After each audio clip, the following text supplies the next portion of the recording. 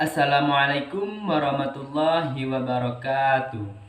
Perkenalkan, nama saya Al-Qori, NIM 2004-1921 dari Prodi Pendidikan Guru Madrasah Ibtidaiyah dari kelas 3J. Di sini saya akan menjelaskan materi tentang sumber daya alam. Sumber daya alam. Halo teman-teman, salam Reobi. Ada 3 hal yang perlu kita ingat tentang sumber daya alam. Pertama, pengertian sumber daya alam. Sumber daya alam adalah semua kekayaan berupa benda mati maupun benda hidup yang berada di bumi dan dapat dimanfaatkan untuk memenuhi kebutuhan hidup manusia. Kedua, macam-macam sumber daya alam. Teman-teman, macam sumber daya alam atau SDA itu ada 3 loh, yaitu berdasarkan jenis, berdasarkan sifat, dan berdasarkan proses. Berdasarkan jenisnya, ada sumber daya alam hayati dan non-hayati. Apa ya perbedaannya? Sumber daya alam hayati itu sumber daya alam yang berasal dari makhluk hidup. Contohnya, tumbuh-tumbuhan dan hewan. Manfaat bagi manusia antara lain sebagai bahan makanan.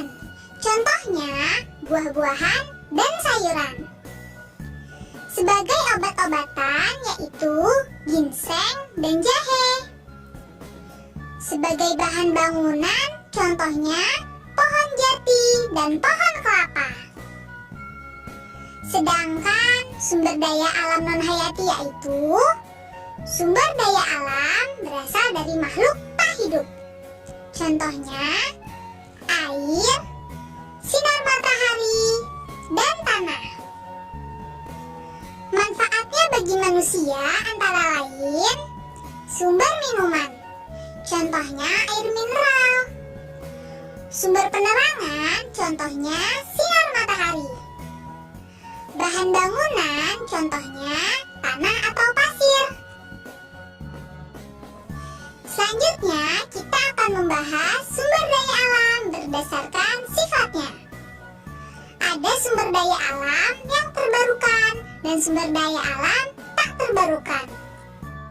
Sumber daya alam terbarukan adalah sumber daya alam yang dapat disediakan kembali setelah habis digunakan. Sumber daya alam terbarukan mempunyai sifat pulih kembali. Dengan sifat pulih tersebut, sumber daya alam dapat terus digunakan. Contohnya, air, tumbuhan, dan hewan. Air termasuk terbarukan karena selalu mengalami pembaruan. Pembaruan tersebut terjadi melalui siklus air. Tumbuhan dan hewan merupakan sumber daya alam terbarukan karena mengalami pembaruan juga loh. Pembaruan tersebut terjadi karena tumbuhan dan hewan dapat berkembang biak. Sumber daya alam tak terbarukan adalah sumber daya alam yang sulit disediakan kembali setelah habis digunakan. Sumber daya alam tak terbarukan sifat pulihnya sangat lama. Untuk penyediaannya pun perlu proses yang panjang, seperti pengeboran, pengolahan, dan lainnya.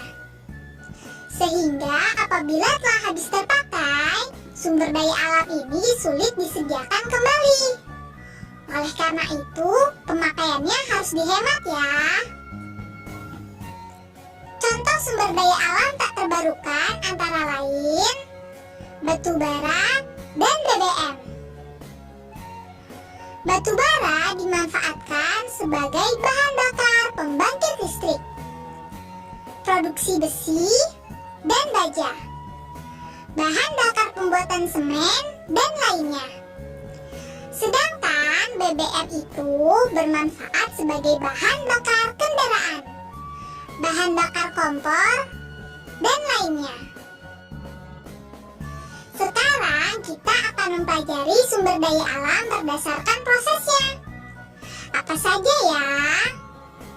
Sumber daya alam berdasarkan prosesnya itu ada yang langsung digunakan dan ada yang tidak langsung digunakan. Sumber daya alam langsung digunakan artinya sumber daya alam yang bisa dikonsumsi tanpa perlu teknologi.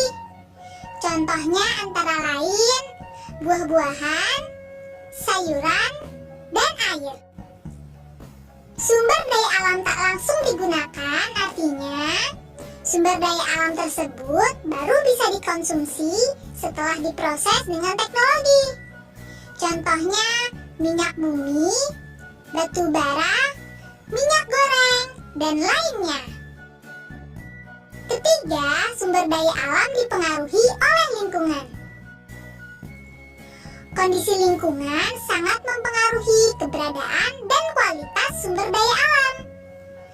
Lingkungan yang terawat membuat sumber daya alam berkualitas baik.